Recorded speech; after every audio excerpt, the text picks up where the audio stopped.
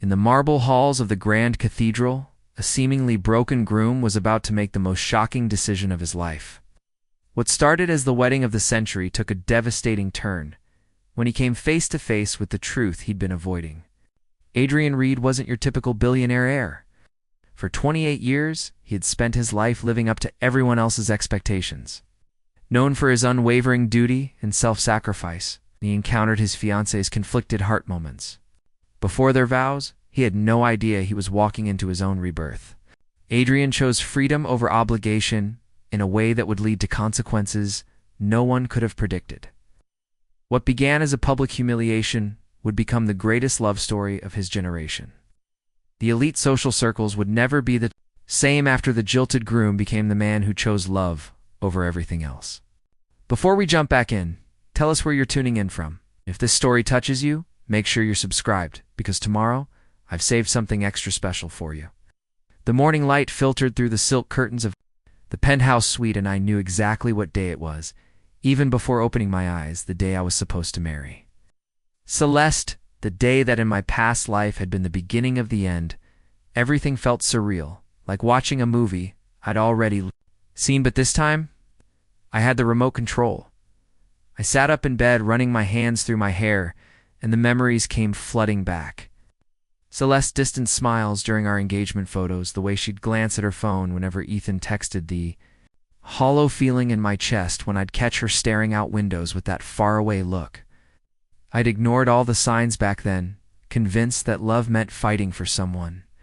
Even when they were already gone, the wedding was scheduled for 3, and the afternoon at the Grand Cathedral downtown, everyone who mattered in our social circle would be there. My mother had spent months orchestrating every detail, from the imported orchids to the 7-course reception menu. She'd called it the wedding of the century, a union that would cement our family's business partnership for generations. But I knew better now. I knew how it would really end. My phone buzzed with messages from Lucian, my best friend and business partner, asking if I was ready, checking if I needed anything, reminding me to eat breakfast because he knew. I got nervous on big days. If only he knew that my nerves weren't about marrying Celeste, but about what I was planning to do instead. I stood in front of the full-length mirror, adjusting my custom-tailored tuxedo, and wondered if anyone would see it coming. Probably not. They'd all assume I was just another groom with cold feet. But this wasn't about fear. This was about finally having the clarity to see what I'd been blind to before. The car ride to the cathedral was quiet.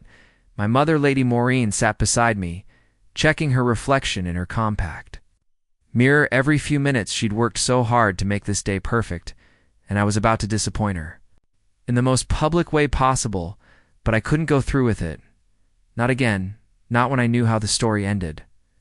At the cathedral, the guests were already seated, hundreds of them dressed in their finest attire, whispering among themselves about how beautiful the decorations were, how perfect the couple looked, how this was surely a match made in heaven. I walked down the aisle to my position at the altar and caught sight of Celeste in the bridal suite through the partially open door. She looked stunning in her ivory silk gown with hand-sewn pearls cascading down the bodice. Her hair was swept up in an elegant chignon with small white roses tucked behind her ear. She was every inch the perfect bride, but I could see the tension in her shoulders, the way she kept glancing toward the main doors as if waiting for someone. The ceremony began, and I went through the motions, standing at the altar, listening to the officiant's words about love and commitment and forever, while my mind raced with everything I knew about the future. Celeste walked down the aisle on her father's arm, and she looked beautiful. But when our eyes met, I saw the same conflicted expression I'd seen in my past life. We reached the part where the officiant asked us to face each other and recite our vows. Celeste went first, her voice steady but lacking the warmth I'd once convinced myself was there. She spoke about partnership and growth and building a life together, all the right words, but none of them felt like they came from her heart. Then it was my turn, and I looked into her eyes, really looked, and saw the same distance. The same polite affection that had slowly killed me in my previous life. I took a deep breath, and instead of reciting the vows I'd memorized, I said something completely different. Celeste, I need to ask you something, and I need you to be honest with me, not with everyone watching, not with our families expecting certain things, but with yourself. Her eyes widened, in surprise, and I could hear murmurs from the congregation. If you could choose anyone in the world to spend your life with, if there were no expectations, no arrangements, no pressure, who would it be? The silence in the cathedral was deafening. Celeste's face went pale, and her hands started trembling. I could see my mother in the front row, looking mortified, but I pressed on. I know about Ethan. I know you've been in love with him since we were teenagers, and I know you've been trying to. Convince yourself that duty is the same as love, but it's not. Tears started rolling down her cheeks, and she whispered, "Adrian, what are you doing?" Out. But I could see the relief in her eyes to the recognition that someone finally understood. "I'm setting you free," I said, reaching for her hands. "I'm telling you that you don't have to marry me out of obligation or family. Pressure, or because it's what everyone expects, you deserve to be with someone who makes you happy, not someone who makes sense." On paper, the congregation erupted in shocked whispers, and I could see my mother fanning herself with her program, but I didn't care. I was finally doing what I should have done the first time around. Just then, the cathedral doors burst open, and Ethan stood there, still in his casual clothes. Having clearly run all the way from wherever he'd been, his hair was disheveled, and he was breathing hard, but his eyes were locked on Celeste with an intensity that made everything clear. "I'm sorry." He called out, his voice echoing through the cathedral. "I'm sorry I waited so long. I'm sorry I let you think you had to choose duty over love. I should have fought for you from the beginning." Celeste looked between Ethan and me, and I could see. The exact moment she made her choice, her face crumpled, and she started crying harder. "I'm so sorry, Adrian. I never meant for any of this to happen. I do care about you.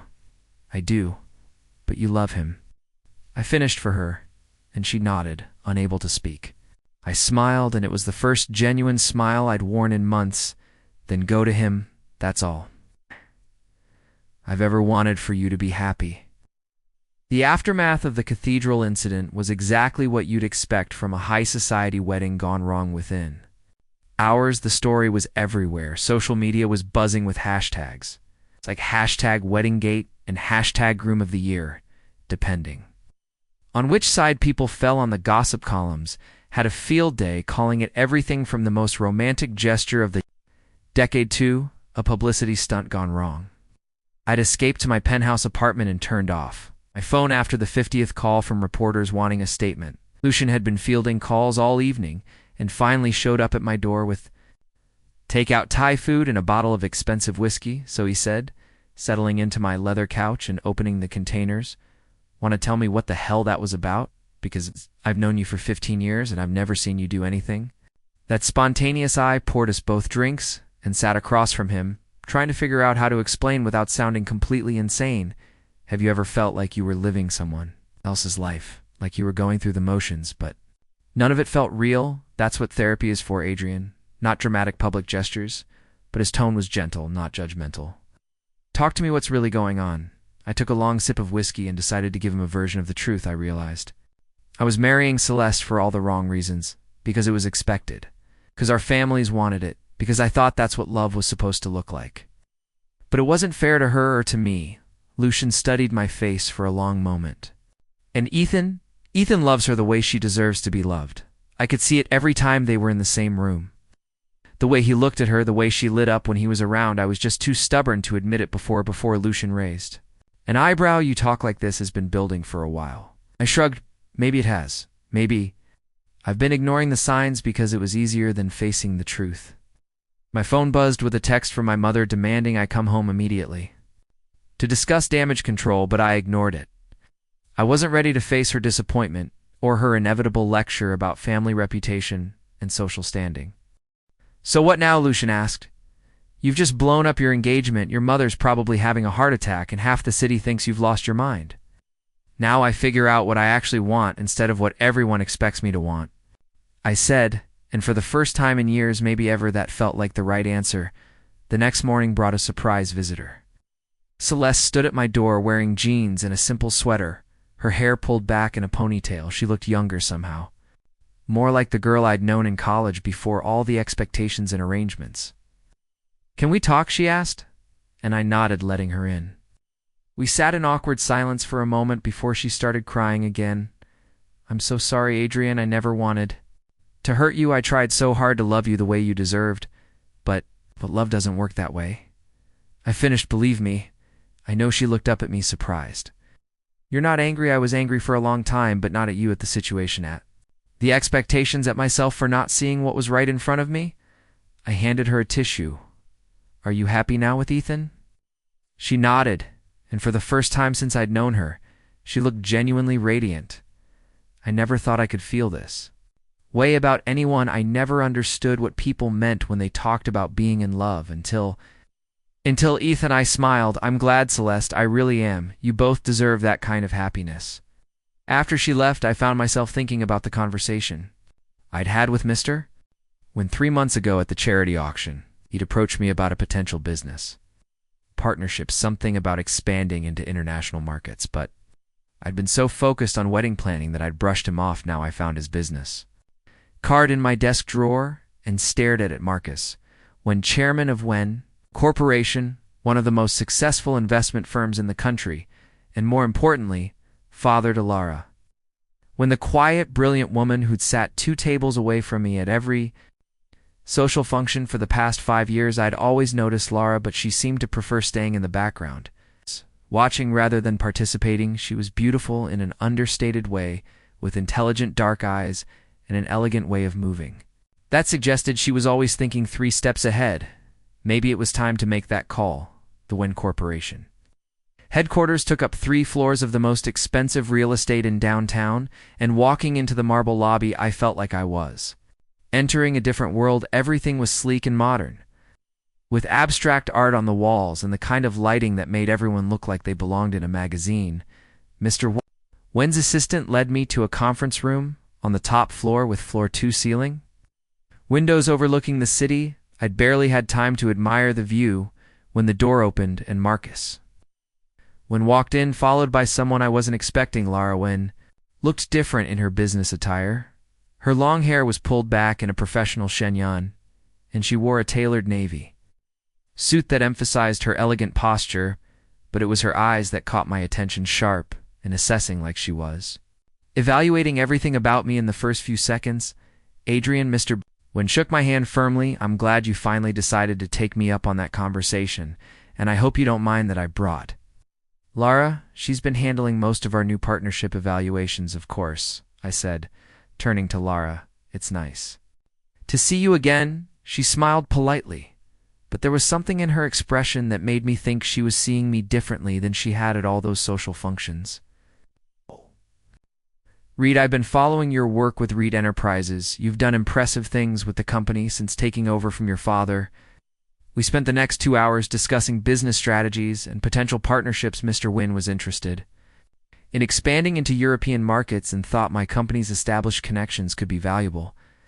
But it was Lara who asked the hard questions about financial projections and risk assessments. I found myself impressed by her intelligence and the way she could cut through complicated issues to get to the heart of what mattered. She wasn't just Marcus Wen's daughter. She was clearly a formidable businesswoman in her own right. There's one other matter we should discuss, Mr. Wen said as we wrapped up the formal presentation. I'm sure you're aware that business partnerships at this level often benefit from additional social connections. I raised an eyebrow, not sure where this was going. My daughter is 28 years old, accomplished, successful, and unfortunately single despite my best efforts to introduce her to suitable young men. He continued, and I could see Lara tense up beside him. You're recently available, and from what I understand, not particularly interested in romantic entanglements at the moment, Dad, Lara said quietly, but he held up a hand. I'm not suggesting anything inappropriate, just that you might consider spending some time together socially, perhaps attending some upcoming events. As each other's escort, it would be beneficial for both your public images and might help deflect some of the attention from your recent personal situation. I looked at Lara, who was studying, her hands folded in her lap, and I could see a slight flush on her cheeks. Was she embarrassed by her father's suggestion, or was there something else? What do you think? I asked her directly. Would you be interested in that kind of arrangement? She looked up and met my eyes, and for a moment I saw something flicker there, something that made me think this might not be as simple a business arrangement as her father was suggesting. I think it could be mutually beneficial, she said carefully. We both understand the importance of public perception. in business, and we're both dealing with unwanted media attention right now." It was a perfectly reasonable response, but there was something about the way she said it that made me want to know more about what she was really thinking. "Then let's try it," I said. "No pressure, no expectations, just two business associates helping each other navigate the social landscape, mister." Wynn smiled like he'd just closed a major deal. "Excellent. I'll have my assistant send you both the schedule for upcoming events. You'll want to coordinate your appearances." As we were leaving, Laura walked beside me toward the elevators, and I found myself studying her profile. She was prettier then. It's given her credit for it, those social functions. But more than that, there was something intriguing about her reserve. Like she was holding back parts of herself. "Can I ask you something?" I said as we waited for the elevator. "Of course. Why did you agree to this, your father's suggestion? I mean, you don't seem like someone who needs help managing your public image." She was quiet for a moment, and then she smiled, and it was the first genuine expression. It's seen from her all afternoon. Maybe I'm curious to see. What kind of man walks away from a wedding to set someone free? The elevator arrived, and as we stepped inside, I realized that maybe this arrangement was going to be more interesting than I'd expected. "There's a charity gala next weekend," she said as the elevator descended.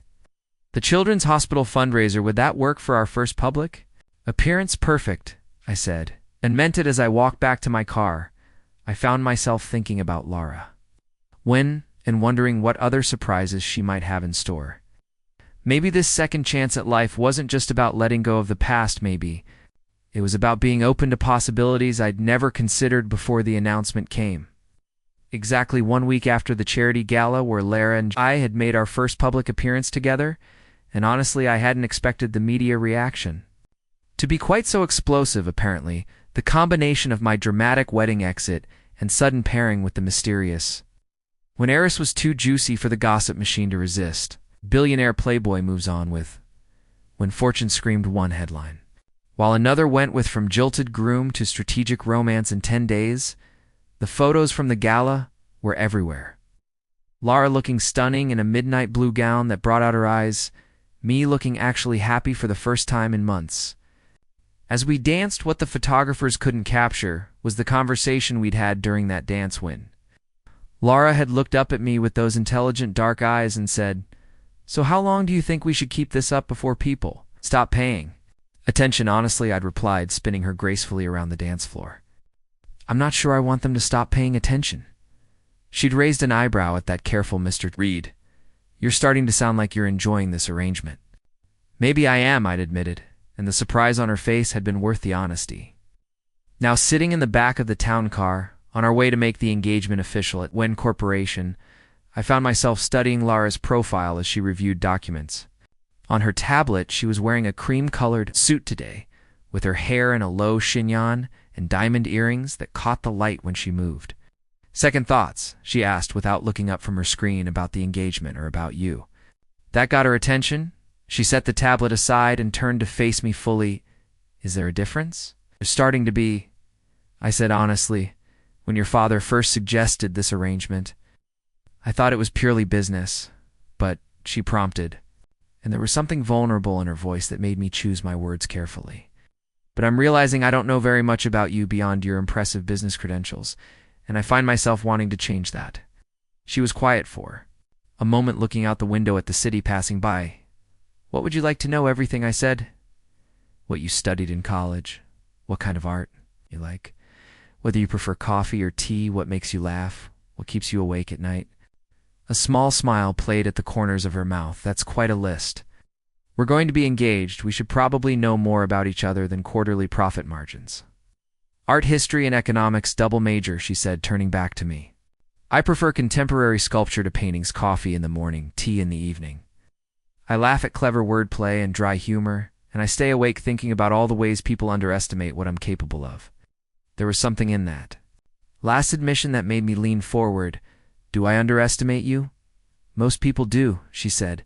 "Simply they see the quiet daughter of Marcus, and who stays in the background at social events, but they don't see the woman who restructured 3 failing companies before she turned 25, or who speaks 4 languages, or who could probably buy and sell half the people at those parties."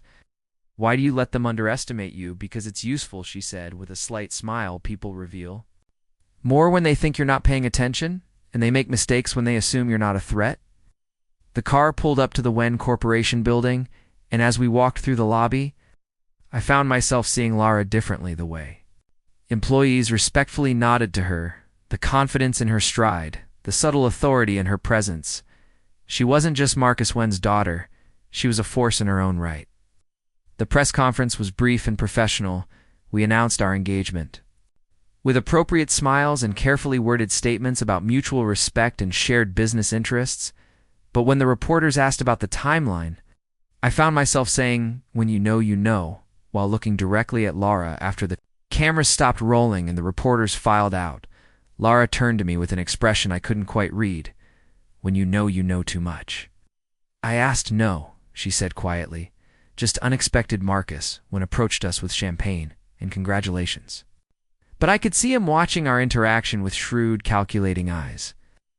"I think this partnership is going to be very beneficial for everyone involved," he said, raising his glass later that evening. Lara and I found ourselves alone in her father's private dining room, sharing a quiet dinner. While rain pelted the floor-to-ceiling windows, the formal announcement was done, the photographers were gone, and for the first time since this arrangement began, we could just be ourselves. "Can I ask you?" Something Lara said over dessert. "Anything." "Why did you really call off your wedding? It wasn't just about setting Celeste free, was it?" I set down my fork and considered how honest to be in my previous timeline I started, then caught myself, in my mind, when I imagined marrying Celeste. I could see how it would end badly, unfulfilled to people going through the motions of a marriage without any real connection. Previous timeline, she repeated with interest. Interesting choice of words. I felt heat creep up my neck. Figure of speech. She said, but her eyes were twinkling with amusement. "And what do you see when you imagine this engagement?" "Honestly," I said, "I see possibility. I see someone. I could actually have real conversations with someone who challenges me, someone who might understand the pressure of living up to other people's expectations." While trying to figure out who you really are, Lara was quiet for a long moment. Then she reached across the table and placed her hand over mine. "Adrian, can I tell you something? Of course, I've been watching you at social events for years long.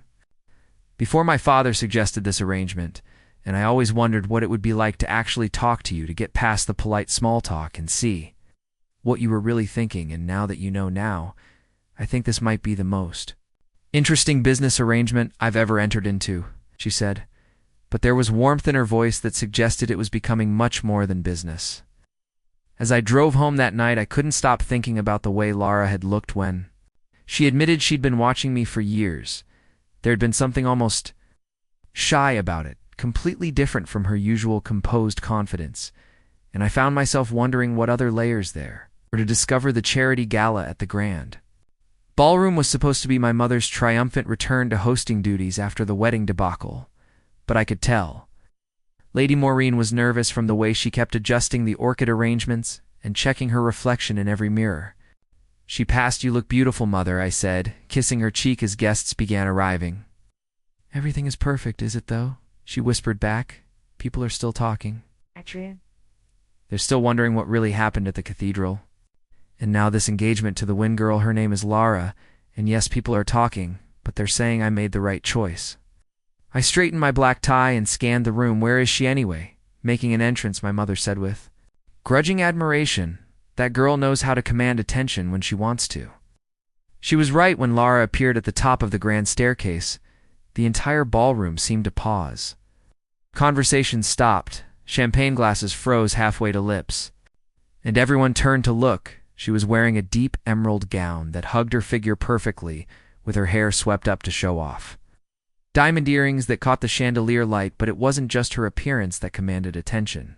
It was the way she moved down those stairs with quiet confidence, like she owned every step, like she belonged exactly where she was. I felt a surge of something, pride maybe, or possession, and realized I was genuinely excited to have her by my side. "She's stunning." Lucien appeared at my elbow with his usual grin. "The way she's looking at you suggests this arrangement might be developing some complications." "What do you mean?" I asked, though I was pretty sure I knew. She's looking at you, like you're the only person in the room, which, for a woman who supposedly agreed to a strategic engagement, is either very good acting or very real feelings. Lara reached us, and I took her hand, bringing it to my lips in a gesture that felt more natural than it should have. "You look incredible, thank you," she said, and there was a slight flush on her cheeks that made me want to pull her closer. "Your mother has outdone herself. This is beautiful. Preparing and narrating this story took us a lot of time. So if you are enjoying it, subscribe to our channel. It means a lot to us. Now back to the story." The evening progressed smoothly. For the first hour, we mingled with guests, posed for photos, and made appropriate conversation about the children's hospital charity, but I could feel eyes on us from across the room, and when I turned, I saw Celeste standing near the bar with Ethan. She was wearing a soft pink gown that had probably cost more than most people's cars, but she looked pale and thinner. Then I remembered Ethan kept a protective hand on her back, and I could see the tension in his shoulders even from a distance. "They're watching us," Lara said quietly, following my gaze. "Let them," I replied. "We have nothing to hide," but apparently Celeste disagreed, because halfway through the evening she approached us while Lara was speaking with the hospital board members about funding for the new children's wing. Celeste's voice was soft, uncertain. "Could I speak with you privately?" For a moment I glanced at Lara, who gave me a small nod, "Of course, but let's make it quick." We stepped onto one of the smaller balconies overlooking the city gardens, and Celeste immediately started crying, which honestly, I should have expected. "I made a mistake," she said through her tears. "I thought I knew what I wanted, but seeing you with her, seeing how happy you look, I realized I gave up the best thing in my life." "Oh, Celeste," I said gently, "you didn't give up anything. You chose what? Your heart wanted, you chose Ethan, but what if my heart was wrong? What if I confused gratitude with love? What if I let fear make my decision instead of real feelings?" I handed her my pocket square and waited for her to compose herself. "What? Does Ethan think about all this?" Fresh tears started falling. "He knows he can see it in my eyes when I look at you," he says. "I'm mourning what I lost, but I think I'm mourning what I threw away." "You didn't throw anything away," I said firmly. "You were honest about your feelings, and that honesty set us both free to find what we were really looking for. And you found it with her. It wasn't a question." "I'm beginning to think I might have," I admitted when we returned to the ballroom. I could see that Lara had been watching the balcony doors. Her expression was carefully neutral, but I caught something that might have been insecurity in her eyes. Before she masked it, "Everything all right?" she asked when I rejoined her. "Everything's fine," I said, taking her hand. "Celeste is having some second thoughts, but that's not my problem to solve anymore." "Second thoughts?" Laura's voice was carefully controlled about her choice to be with Ethan. I said, meeting her eyes directly, but like I told her, that's between them. "I'm exactly where I want to be." The relief that flickered across Lara's face was brief but unmistakable, and I realized that, for all her composure and confidence, she was still vulnerable to doubt, still worried that this arrangement meant more to her than it did to me. "Dance with me," I said, leading her onto the dance floor as we moved together to the soft jazz music. I found myself studying her face in the dim lighting. "Lara, can I ask you something always? How long have you been watching me at these events?" A small smile played at her lips. "Since the university charity auction 3 years ago. You gave a speech about education funding, and afterward, you spent 20 minutes talking to a little girl who'd lost her parents in a car accident. You made her laugh, and when she hugged you goodbye, you looked like it meant more to you than all the applause.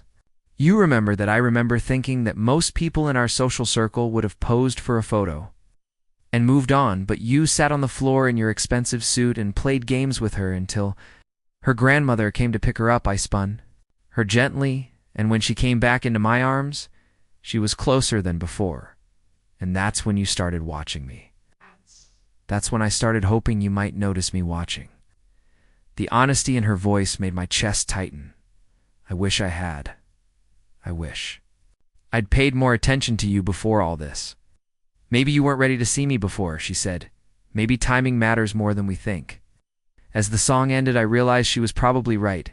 Maybe I'd needed to go through the heartbreak with Celeste to appreciate what real partnership could look like. Maybe I needed to be reborn into this second chance to recognize what had been right in front of me all along. The text came at 2 in the morning, 3 days after the gala, and it was from Ethan of all people, which immediately had me wide awake and reaching for my phone.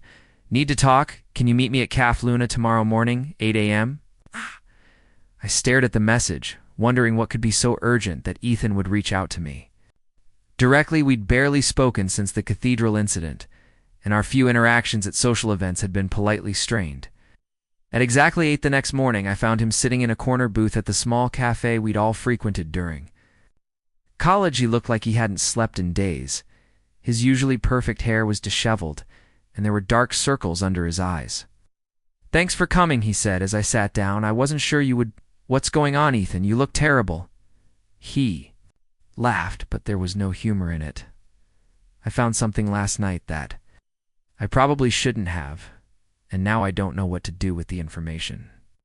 A waitress brought me coffee without being asked. Apparently, I was more predictable than I thought, and I waited for Ethan to continue. "Celeste has been writing letters," he said finally.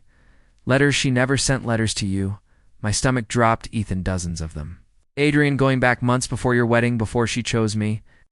She's been writing to you about her feelings, about her regrets, about how she thinks she made the wrong choice. Where did you find them?"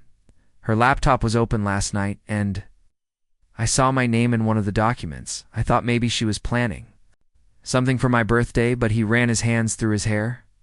"But it was a letter dated last week talking about how she can't stop thinking about you, how seeing you with Lara made her realize what she lost." I took a long sip of coffee, trying to process this information. "What do you want me to do about it?" "I don't know," he said miserably.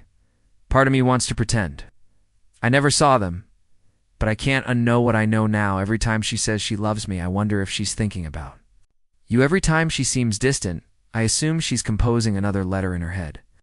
Have you talked to her about this? How do I bring up the fact that I invaded her privacy? How do I ask the woman I love if she's still in love with someone else without sounding pathetic and insecure?" I studied Ethan's face and saw genuine pain. This wasn't jealousy or possessiveness. This was a man who was realizing that the love he'd fought for might not be as real as he'd hoped. "Ethan, can I ask you something, and will you give me an honest answer?" He nodded. "When you're with Celeste now, does it feel like she chose you, or like she settled for you?" The silence stretched between us, and I could see the answer in his expression before he spoke. "She tries," he said quietly.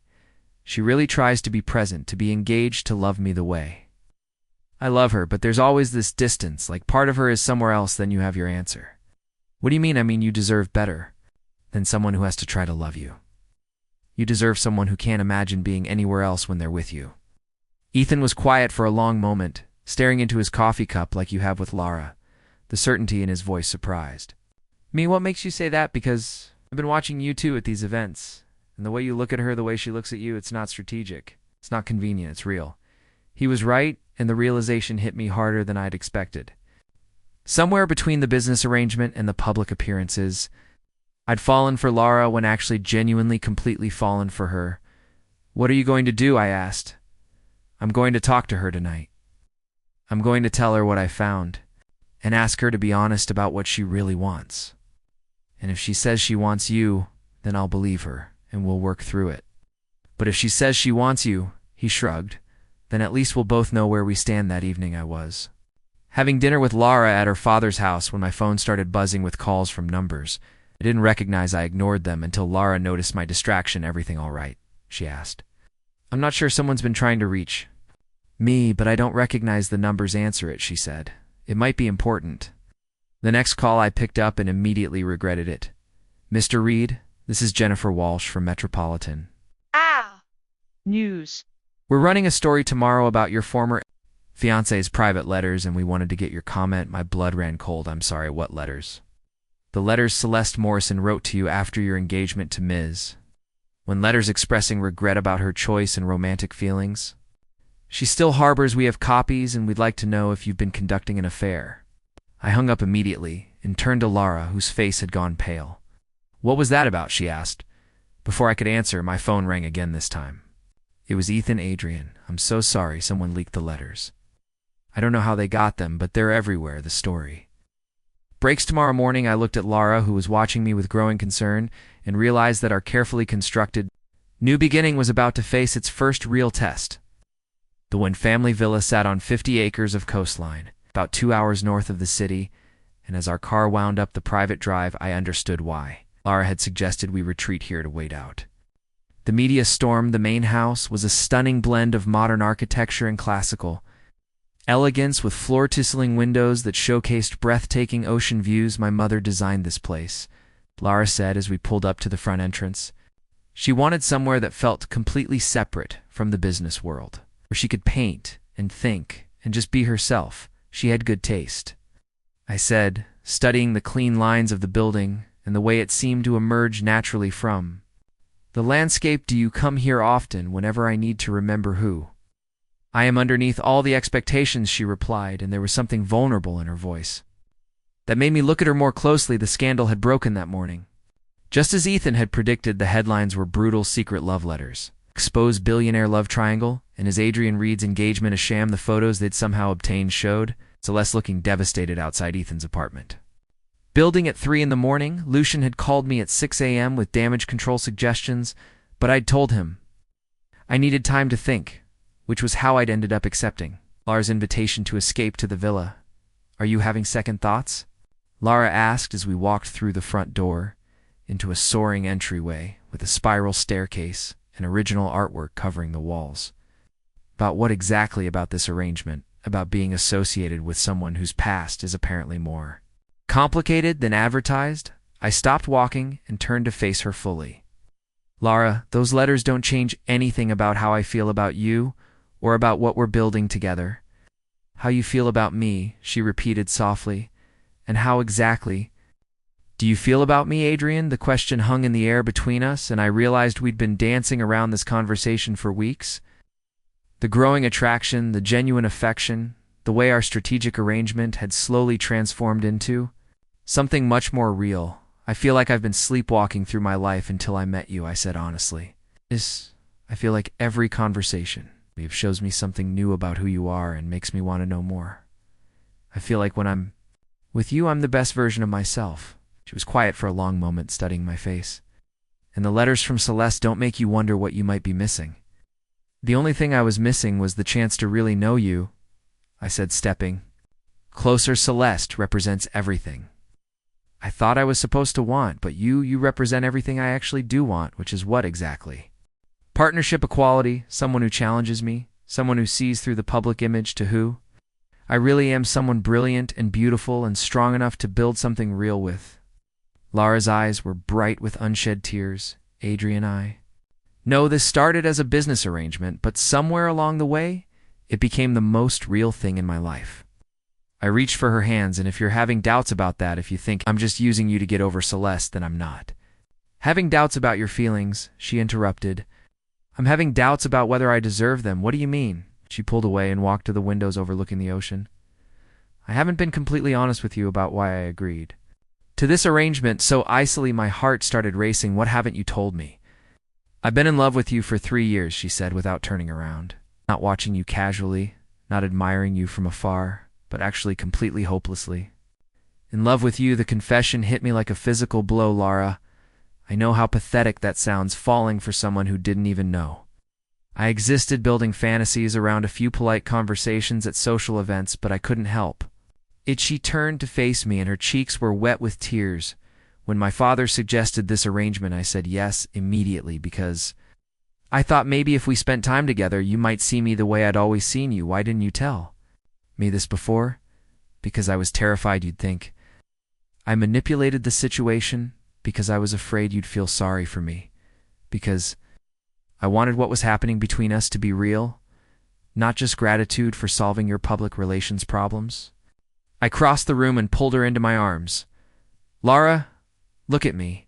She raised her eyes to mine, and I could see all the vulnerability she'd been hiding behind her composed exterior.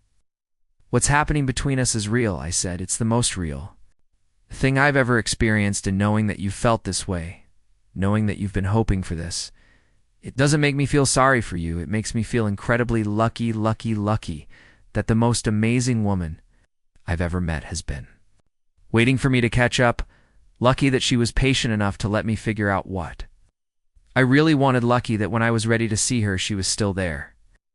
I kissed her, then soft and sweet at first, but when she melted against me, it deepened.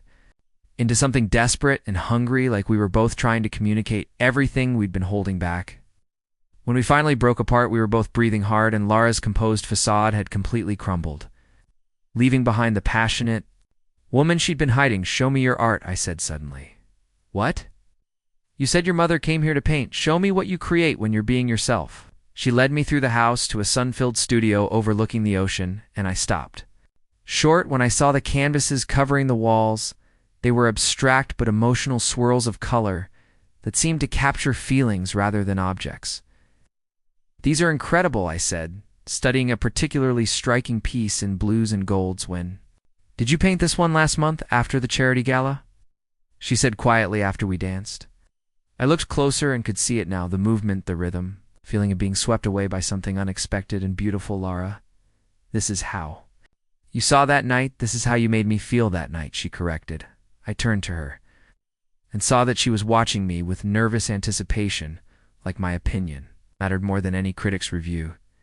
"You're incredibly talented," I said. "Why don't you show these publicly?" "'Cause art is personal, and vulnerability is dangerous in our world," she said. "But maybe with the right person it doesn't have to be."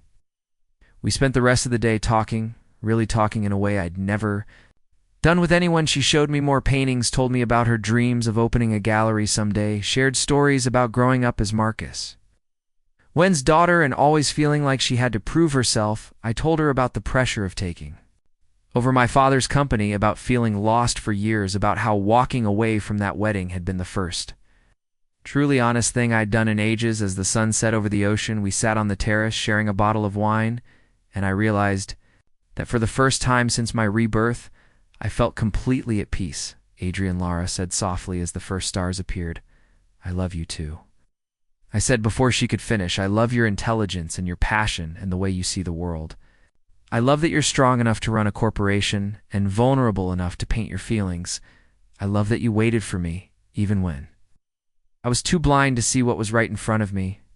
She kissed me again, and this time there was no hesitation. No holding back, just two people who had found each other at exactly the right moment. The call from Lucian came at 7 a.m. while Lara and May were having coffee on the villa terrace, watching the sunrise over the ocean, and from his tone, I knew immediately that our peaceful retreat was about to end. "Adrian, you need to get back to the city now," he said without preamble.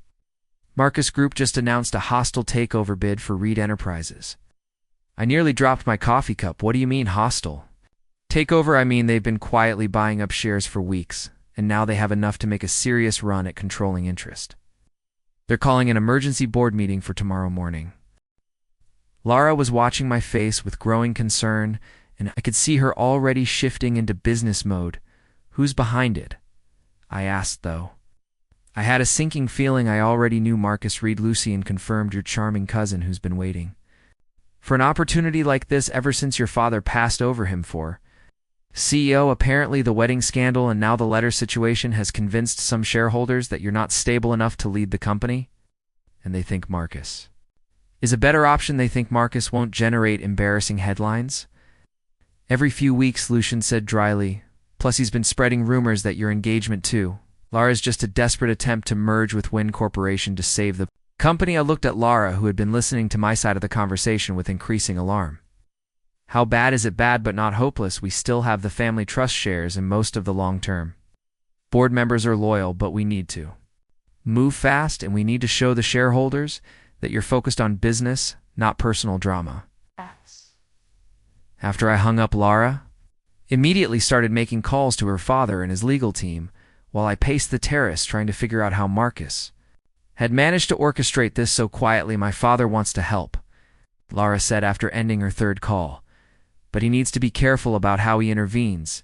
If it looks like when corporation is propping you up, it will confirm Marcus's narrative that you're weak. So what do? We fight," she said simply, "but we do it smart. We prove that you're exactly the leader Reid Enterprises needs, and that this engagement isn't about business desperation. It's about two people who chose each other." The drive back to the city felt like preparing for war. Lara spent the entire time on her laptop pulling together financial reports and strategic analyses while I reviewed board member profiles and tried to anticipate Marcus's next moves. "There's something else you should know," I said as we reached the city limits. "Marcus has always resented that my father chose me over him. He's not just trying to take over the company, he's trying to destroy everything I've built. Then we don't just defend," Lara said, closing her laptop. "We go on the offensive." The emergency board meeting was held in the conference room on the top floor of Reid Enterprises, and walking in I could feel the tension immediately. Half the board members wouldn't make eye contact, and the other half looked like they were attending a funeral. Marcus was already there, of course, impeccably dressed and wearing the kind of confident smile that made me want to punch him. He'd brought his own team of lawyers and advisors, and they'd clearly been preparing for this moment for months. "Adrian," he said, standing to shake my hand with false warmth, "I'm sorry it's come to this, but sometimes family has to make difficult decisions for the good of the company." "The good of the company," I repeated, "or the good of Marcus?" The meeting was brutal. Marcus presented his case, methodically pointing to declining stock prices, negative publicity, and what he called leadership instability. He had charts showing the financial impact of the wedding scandal and projections of further damage if I remained CEO. When it was my turn to respond, I stood at the head of the table and looked each board member in the eye. "Marcus is right about one thing," I said. "Leadership matters, which is why I want you to consider what kind of leader makes decisions based on personal ambition versus what kind makes decisions based on what's best for everyone involved." I pulled up my own presentation showing the company's actual performance under my leadership, the successful international expansions, innovative partnerships, the record profits. The wedding situation wasn't a scandal. It was me choosing integrity over convenience. It was me refusing to build my personal life on a foundation of lies and half-truths, I said. "And if you think that kind of honesty is a liability, then maybe you don't understand what real leadership looks like." Then Lara stood up, and I realized she'd been planning this moment. "If I may," she said, addressing the board directly, "I'd like to address the elephant in the room." She walked to the front of the room with the kind of confidence that commanded attention.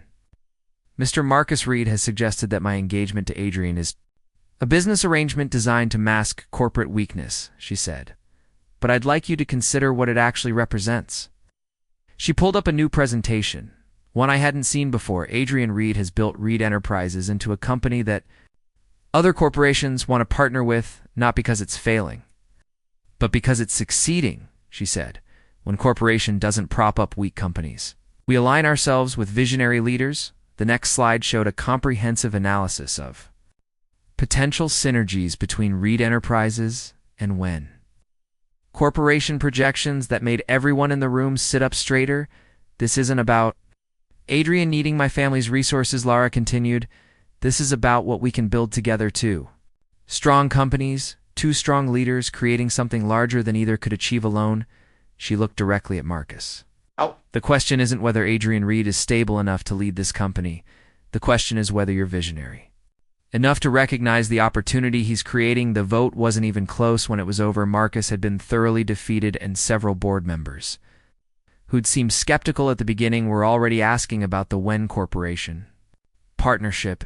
As the room cleared, Marcus approached me one last time. "This isn't over, Adrian." "Yes, it is," said calmly. "And next time you want to come at me, make sure you bring a better plan." After everyone left, Lara and I stood alone in the conference room looking out at the city skyline. "That was incredible," I said, pulling her into my arms. "The way you handled the board, the presentation, where did all that come from?" "From 3 years of watching you lead this company and knowing exactly how brilliant you are even when you doubt yourself," she said. "And from finally having the chance to fight for something that matters. You matter." I said to me, to this company, to everything I want to build going forward. "Good," she said with a smile, "because I'm not going anywhere." As we kissed, I realized that Marcus had done us a favor by forcing this confrontation. He'd made us stronger as partners and as a couple, and he'd proven to everyone, including ourselves, that what we had was worth fighting for. 3 weeks after the board meeting victory, I found myself standing in Lars' art studio at the villa, holding a small velvet box and rehearsing words I'd been thinking about for days. The morning light was streaming through the windows, illuminating her latest painting, a vibrant swirl of gold and crimson that somehow captured exactly how I felt about her. "Adrian," she called from the main house, "breakfast is ready." I slipped the ring box into my pocket and walked back through the gardens, trying to calm my nerves, which was ridiculous considering we were already engaged, but this felt different. This felt real in a way that our strategic arrangement never had. Lara was setting the table on the terrace, overlooking the ocean, wearing a simple white sundress with her hair loose around her shoulders. She looked beautiful and relaxed, and completely herself in a way that made my chest tight with emotion. "You're staring," she said, without looking up from arranging the fruit. "I'm appreciating," I corrected, sitting down across from her. "There's a difference. Appreciating what exactly this moment, you, the way the morning light hits your hair, the fact that you're mine." She looked up then and smiled the kind of smile that made me remember why I'd fallen for her in the first place. "Yours am I. I hope so, because I have something I want to ask you, Adrian," she said with mock concern. "We're already engaged, remember the press conference, the board meeting, the dramatic declarations? That was business," I said, standing up and walking around the table to kneel beside her chair. "This is personal." I pulled out the ring box and watched her eyes widen in surprise. Lara, when I said, opening the box to reveal the vintage Art Deco ring I'd spent hours selecting. "I'm not asking you to marry me for strategic reasons or family expectations or corporate synergies. I'm asking you to marry me because I love you, because you make me want to be better, because I can't imagine building a life with anyone else." Tears started streaming down her face, and she pressed her hands to her mouth. "I'm asking you to marry me because you're brilliant and beautiful and strong enough to call me on my mistakes, and confident enough to let me see you at your most vulnerable," I continued. "I'm asking you because 3 years ago, you started hoping for something that seemed impossible, and I want to spend the rest of my life making sure you never regret that hope, Adrian." She whispered, "I'm asking you to marry me not because it makes sense on paper, but because it makes sense in here." I placed my free hand over my heart, because when I think about the future, the only one I can see clearly is the one where you're beside me. She slid off the chair to kneel in front of me, taking my face in her hands. "Yes," she said, "yes to all of it. Yes to love instead of obligation. Yes to choosing each other every day. Yes to building something real together." I slipped the ring onto her finger, and it fit perfectly, which seemed like a sign that maybe I was finally getting something right. "There's something else," I said as we stood up. "I want us to have a real wedding, not a media spectacle, not a society event, just us and the people who matter most celebrating what we've found together." Where, she asked. "Here at the villa where we fell in love, where you showed me your art, where we learned to be honest with each other, small and intimate." I agreed. "Maybe 50 people maximum, just family and close friends." That afternoon, we called my mother to tell her about the new engagement. She was surprisingly emotional about it. "I owe you an apology, Adrian," Lady Maureen said over speakerphone. "I pushed so hard for the match with Celeste because I thought it was what was best for the family. But watching you with Lara, seeing how happy you are, I realized I was wrong about what you needed. You weren't wrong to want me to be happy, Mother." "I said you just had the wrong definition of what that looked like, Lara dear," my mother continued. "Hope you know that you have my complete support and my gratitude for making my son smile the way he used to when he was young after we hung up." Lara curled up beside me on the couch. "Your mother is going to want to plan this entire wedding, you know. Let her." I said she needs a project, and we need someone who knows how to organize 50 people without it turning into chaos. That evening, we took a walk along the beach, and Lara told me about a letter she'd received from Celeste. She wrote to congratulate us, Lara said, and to apologize for the drama with the leaked letters. Apparently, she's decided to take some time away from everything to figure out what she really wants. And Ethan? He's going back to London. His company offered him a position there, and he thinks a fresh start might be good for both of them. I stopped walking and pulled Lara into my arms. You think they'll find their way back to each other? Think they need to find themselves first," she said, "the way we did." "Is that what we did?" "You found the courage to let go of what wasn't working, and I found the courage to hope for what could work," she said, "and somehow we found each other in the process." As we walked back toward the villa, I thought about the strange journey that had brought us here, my rebirth and second chance, Celeste's confused feelings, Ethan's heartbreak, and ultimately Lara's patient love that had been waiting for me to be ready to receive it. Do you ever wonder what would have happened if I'd gone through with the wedding to Celeste? I asked. No, Lara said firmly, because that's not the story we're living. This is our story. And it's exactly the one I would have chosen. Looking at her in the mirror, like she held all the secrets to happiness, I realized she was absolutely right. This was our story, and it was just beginning. The morning of our wedding dawned, crisp and clear, with that perfect autumn light that photographers dream about, and as I stood on the terrace of the villa, adjusting my cufflinks, I couldn't help but think about how different this felt from that other morning. 6 months ago, when I'd woken up knowing I was about to marry the wrong person, second thoughts. Lucien asked, joining me with 2 cups of coffee. He was wearing his best man tuxedo and the kind of grin that suggested he'd been waiting for this moment almost as long as I had. Not a single one, I said, accepting the coffee. Just thinking about how strange life is, how sometimes you have to lose everything too. Figure out what you actually want. Philosophical on your wedding day. Very unlike you, said. But his tone was warm, though, I have to say. Watching you these past few months with Lara, it's like you've become the person you were always supposed to be through the windows. I could see the staff putting finishing touches on the ceremony set up in the villa's garden. Lady Maureen had outdone herself, creating something elegant but intimate with white roses and eucalyptus garlands strung between. The olive trees and chairs, ranged in a semicircle facing the ocean, the whole effect was magical, but understated, exactly what Lara and I had wanted. She's good for you. Lucien continued. Lara, I mean, she challenges you, but she also calms you down, brings out your better instincts, you know. Before her, I was starting to worry you were going to turn into one of those bitter business moguls. You could never let anyone see past the corporate mask, and now you laugh more. You're more generous. With people, you seem to actually enjoy your life instead of just enduring it. He paused. Plus, she's brilliant and beautiful and clearly adores you. So you know, well done. The villa was filling up with guests, and from my position on the terrace, I could see them arriving in small groups. My mother was directing people toward the garden with the kind of focused efficiency that had made her legendary in social circles. Marcus Wen was shaking hands with business associates while keeping one eye on the logistics, and various friends from college and the art world were mingling easily. What struck me most was how relaxed everyone seemed. This wasn't the tense formal affair that my wedding to Celeste would have been. This felt like a celebration. That people actually wanted to attend. Adrian, my mother, appeared at the terrace doors, wearing an elegant navy dress and the kind of smile I hadn't seen from her in years. It's almost time. Are you ready? More than ready, I said, kissing her cheek. Thank you for all of this, Mother. It's perfect. It's what you deserved the first time, she said softly. I'm just glad I got the chance to do it right. As we walked toward the garden, I caught sight of Lara through her bridal suite window.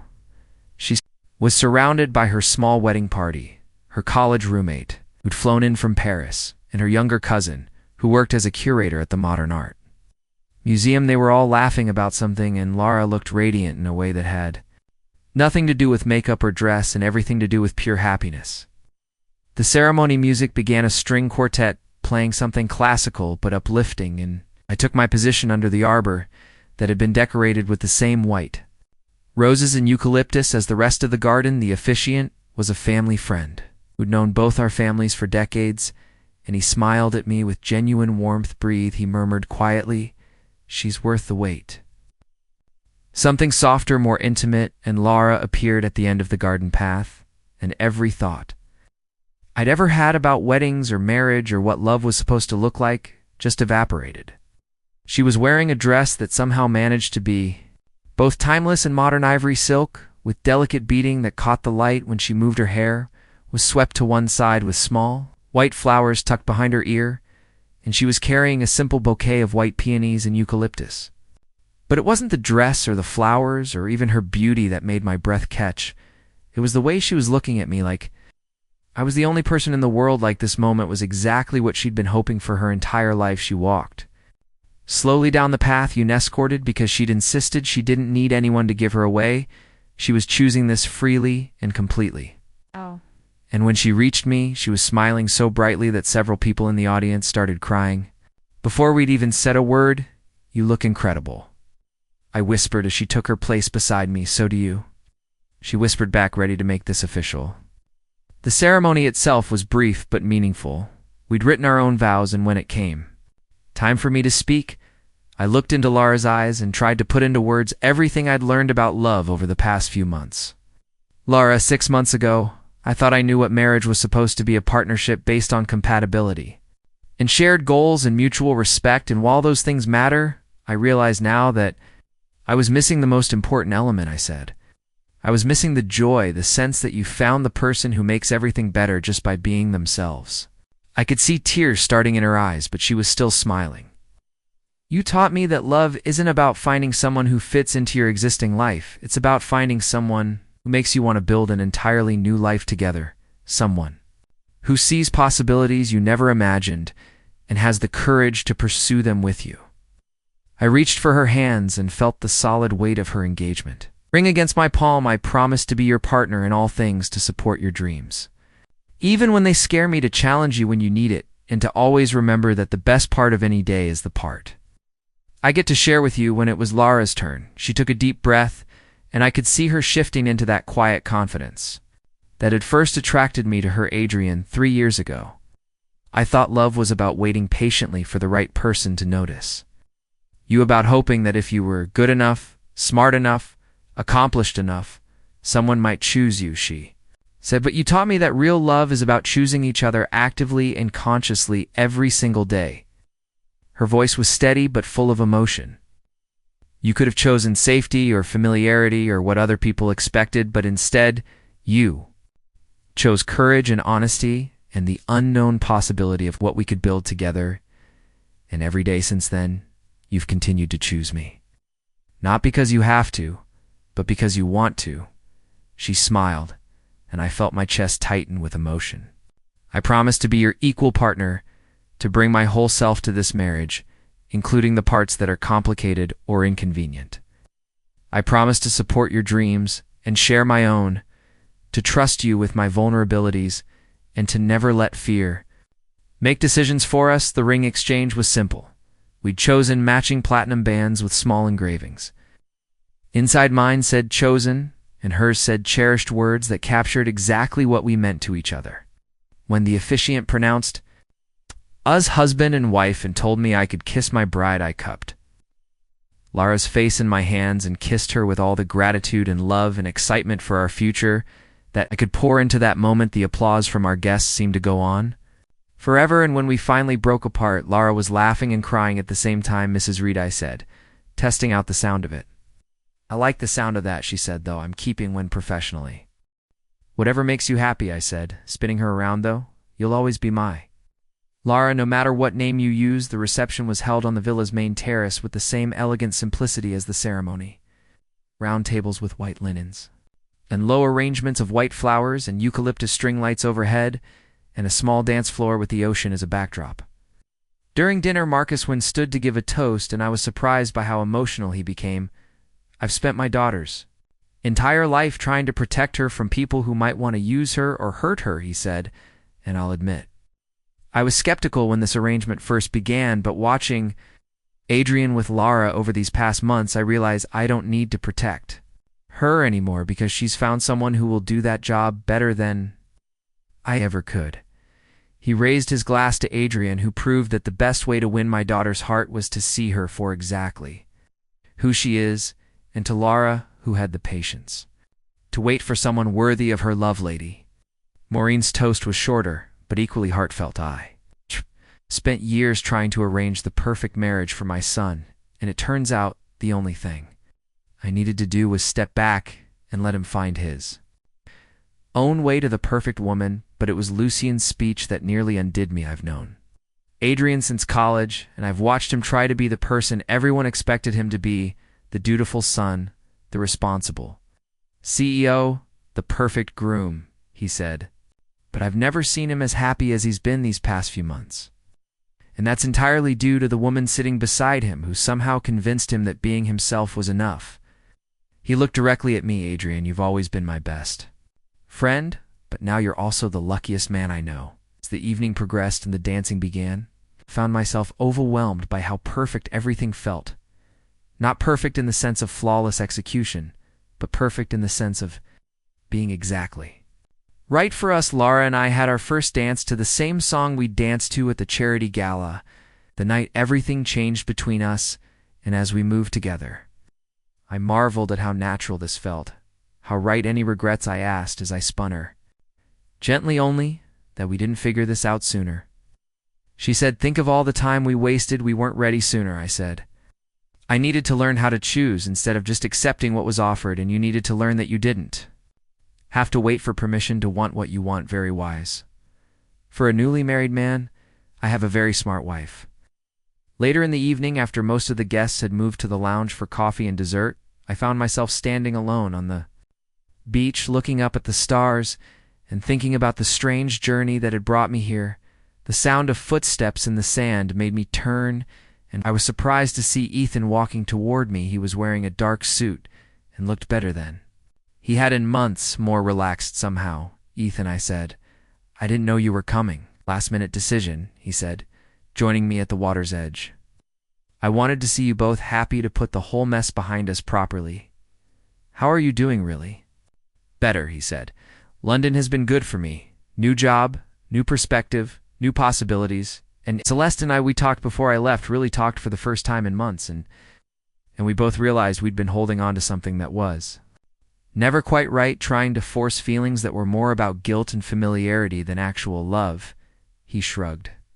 "It's strange, but letting go of that fantasy has made it possible for us to actually be friends, maybe for the first time since. We were kids, I'm glad," I said, and meant it. "You both deserve to be happy, even if it's not together." Speaking of happy, Ethan smiled. "You look like a man who just married his best friend." "I did," I said. "How did you know that's what it felt?" "Like, because I've been watching you two tonight, and I can see it in how you look at each other. How you move together, it's like you're already thinking as a team." He paused. "It's what I always hoped. I'd find with someone someday you will," I said, "now that you know what you're actually looking for." We stood in comfortable silence for a few minutes listening to the waves, and I realized that this conversation was exactly the closure we'd all needed. "I should get back," Ethan said. "Finally, but Adrian, I'm happy for you. Really, truly happy, and I'm grateful that you made the hard choice that day because it freed all of us to find what we were really meant to have after he left."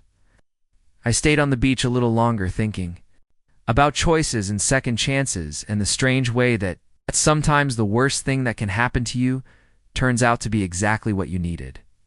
"There you are," Laura's voice came from behind me, and I turned to see her walking down the beach.